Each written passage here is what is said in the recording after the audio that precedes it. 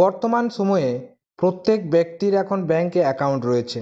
কোনো কোনো ব্যক্তির একটি অথবা একের বেশি অ্যাকাউন্ট রয়েছে, যেগুলো সময় অনুপাতে সুবিধা অনুযায়ী খোলা হয়েছিল।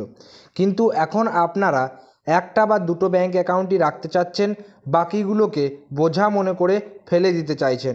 অর্থাৎ সেই বাকি অ্যাকাউন্টগুলো আপনারা ক্লোজ করতে চাইছেন বা বন্ধ করে দিতে চাচ্ছেন, যেগুলো আপনাদের কোনো কাজে লাগছে না বা আপনারা চালাতে পারবেন না। তো আজকের ভিডিওতে আমরা আলোচনা করব আপনারা কিভাবে ব্যাংক অ্যাকাউন্ট বন্ধ করবেন। যে কোনো ব্যাংকে অ্যাকাউন্ট থাকুক না কেন, সেই অ্যাকাউন্ট কিভাবে আপনারা বন্ধ করবেন সেই পদ্ধতি আমরা আপনাদেরকে আজকে বলবো। তো অবশ্যই আজকের ভিডিওটি শেষ পর্যন্ত দেখুন। তো চলুন ভিডিওটি শুরু করা যাক। এখানে দেখে নেব যে সেভিংস অ্যাকাউন্ট আপনারা কিভাবে বন্ধ করবেন। আপনার যে কোনো ব্যাংকে অ্যাকাউন্ট থাক না কেন, তার সেভিংস অ্যাকাউন্ট কিভাবে বন্ধ করবেন। তো আপনারা প্রত্যেকে জানেন, আপনার যদি ফিজিক্যাল ব্যাংকে অ্যাকাউন্ট থাকে, যেমন হচ্ছে SBI, HDFC, IDFC, ICICI, PNB, এইসব ব্যাঙ্কগুলোতে যদি অ্যাকাউন্ট থাকে, তাহলে সেক্ষেত্রে আপনি কি করবেন। সর্বদা আপনার বুদ্ধিমত্তা অনুযায়ী বা আপনার বুদ্ধি অনুযায়ী, যেটা মনে করুন আপনি ভিডিও দেখছেন না, তাহলে আপনি সাধারণত কি করবেন। মনে করুন আপনার স্টেট ব্যাঙ্কে অ্যাকাউন্ট আছে, আপনার অ্যাকাউন্ট বন্ধ করতে হবে, আপনি সাধারণভাবেই ব্যাঙ্কে ভিজিট করবেন। এটা আপনার প্রথম কাজ, এটা কেউ শিখিয়ে দেবে না, আপনি নিজেই জানেন। এবার সেই ক্ষেত্রে আপনাকে একটা জিনিস অবশ্যই মনে রাখতে হবে যে আপনার অ্যাকাউন্টে কোনো রকম লোন যদি রানিং থাকে, তাহলে কিন্তু আপনি বন্ধ করতে পারবেন না। যদি আপনার সেভিংস অ্যাকাউন্টে বা আপনার অ্যাকাউন্টে কোনো রকম লোন না থাকে, তবেই কিন্তু আপনি আপনার সেই অ্যাকাউন্ট ক্লোজ করতে পারবেন। এই পয়েন্টটা আপনাকে মনে রাখতে হবে। অনা লোনে কিন্তু আপনি, তবে অনা লোন যদি থাকে তবেই কিন্তু আপনি এখানে আপনার ব্যাঙ্ক অ্যাকাউন্ট ক্লোজ করতে পারবেন। তবে আপনার ব্যাঙ্ক অ্যাকাউন্টে যদি কোনো প্রকার ডিজিটাল ব্যাঙ্ক হয়ে থাকে, মানে মনে করুন যেগুলো ডিজিটাল ব্যাঙ্ক, যেমন Airtel payment bank, Paytm payment bank, এখন উঠেছে জিও পেমেন্ট ব্যাঙ্ক, এইসব ব্যাঙ্ক যদি হয়ে থাকে, তাহলে এগুলো আপনি অনলাইনেই ক্লোজ করতে পারবেন বা বন্ধ করতে পারবেন। এটার জন্য আপনাকে ভিজিটে যাওয়ার দরকার নেই। ঠিক আছে, সাধারণভাবে এই জিনিসটা আপনার মনে রাখলেই চলবে। তবে আপনার সেভিংস অ্যাকাউন্ট, এই অ্যাকাউন্ট বন্ধ করার জন্য আপনি কি করবেন বা আপনাকে কি করতে হবে। আপনি যদি আপনার সেভিংস অ্যাকাউন্টটি বন্ধ করতে চান, তাহলে যে ব্যাংকে আপনার অ্যাকাউন্ট রয়েছে বা যে ব্যাংকের শাখায় আপনার অ্যাকাউন্ট রয়েছে, সেই ব্যাংকে আপনাকে অ্যাপ্লিকেশন দিতে হবে বা আবেদনপত্র যেটাকে বলছে, সেই অ্যাপ্লিকেশন ফর্ম আপনাকে ফিল আপ করতে হবে। সাথে আপনাকে একটা দরখাস্ত দিতে হবে এবং প্রয়োজনীয় ডকুমেন্ট যেগুলো লাগবে সেই ডকুমেন্টগুলো অ্যাটাচ করে আপনাকে দিতে হবে।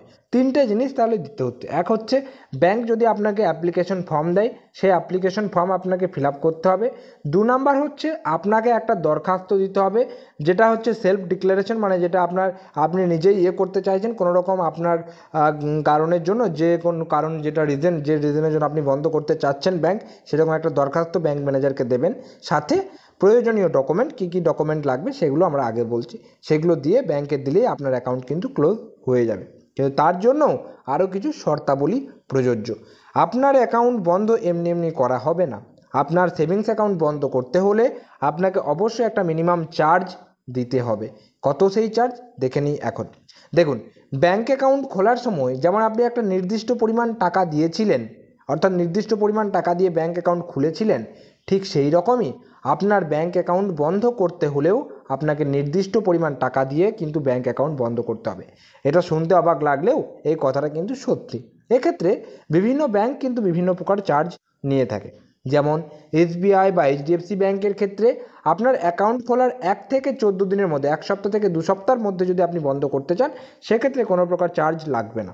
তবে 15 দিন থেকে 1 বছরের মধ্যে যদি হয়ে থাকে, তাহলে সেক্ষেত্রে আপনাকে জিএসটি সহ 500 টাকা জরিমানা বা চার্জ, জরিমানা ঠিক নয়, চার্জ দিতে হবে। এইসব ব্যাংকে সিনিয়র সিটিজেনরা যদি অ্যাকাউন্ট করে থাকেন, তাহলে আপনাদের 300 টাকা জিএসটি সহ চার্জ নেওয়া হবে। এবং এই যে চার্জ, এই চার্জটা বিভিন্ন ব্যাংকের ক্ষেত্রে বিভিন্ন রকম, তাই কোন ব্যাংকে কীরকম চার্জ সেটা আপনারা সেই ব্যাংকের শাখায় গেলেই জানতে পারবেন কীরকম চার্জ।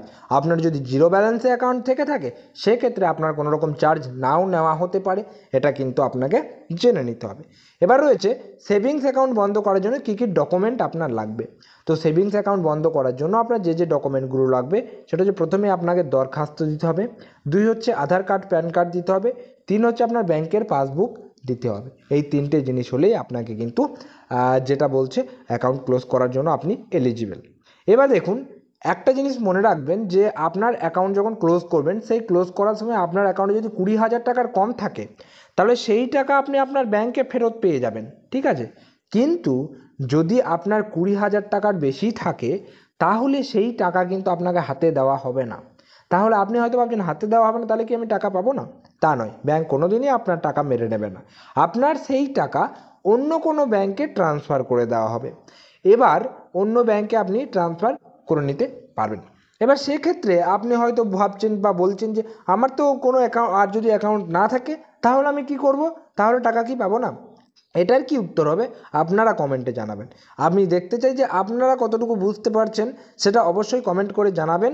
এবং যদি আপনার অন্য কোনো অ্যাকাউন্ট না থাকে তাহলে সেই টাকা কি আপনি পাবেন না পাবেন না, অবশ্যই কমেন্ট করে জানাবেন। তাহলে আমরা দেখতে পারবো যে আপনারা কতটা কি বুঝছেন। তো যাই হোক, এই ছিল আজকের আমাদের ভিডিওটি কেমন লাগলো অবশ্যই কমেন্ট করে জানাবেন।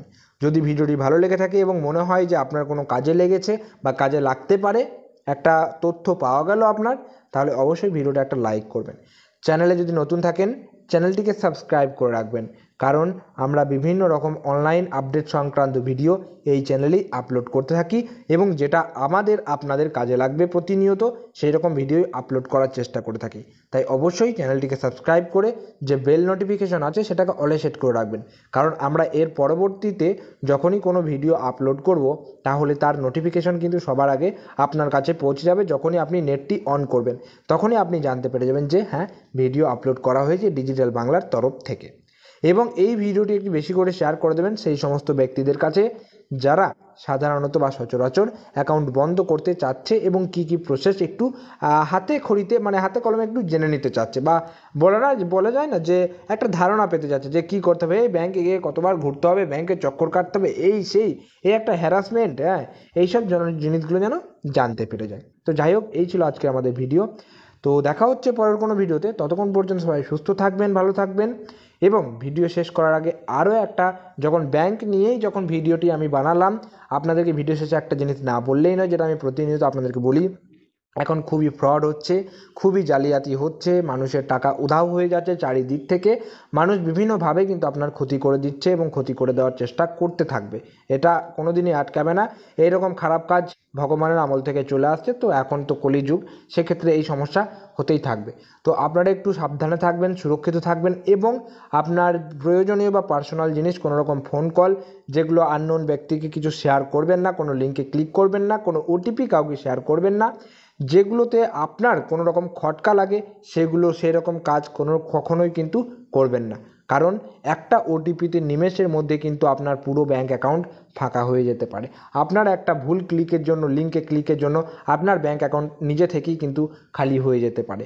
আপনার ভুল লোককে তথ্য দেওয়ার জন্য আপনার কিন্তু ক্ষতি হয়ে যেতে পারে। তাই আপনাদেরকে বারবার সতর্ক করব এইসব বিষয়গুলো থেকে দূরে থাকবেন। ভিডিওটি শেষ পর্যন্ত দেখার জন্য আপনাদেরকে অসংখ্য ধন্যবাদ। আপনারা সবাই সুস্থ থাকুন, ভালো থাকুন, ধন্যবাদ।